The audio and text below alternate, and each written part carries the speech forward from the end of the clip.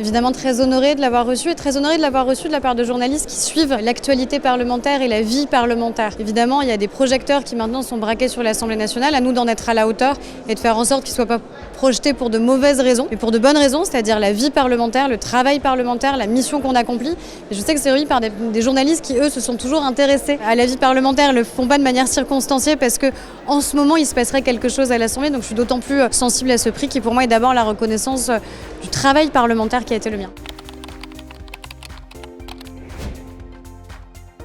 Je crois qu'on redécouvre en vérité qu'on a une démocratie qui est bien vivante et qu'une démocratie bien vivante, c'est à la fois un exécutif fort mais un parlement fort. Et c'est les deux qui doivent évidemment travailler ensemble, se répondre. Et je crois que c'est ça qui est en train de se passer. On a un président de la République qui a été réélu de manière nette, qui est un exécutif fort avec la Première ministre, mais on a un parlement bien vivant avec une majorité qui sait se faire entendre, qui sait s'exprimer, qui sait proposer.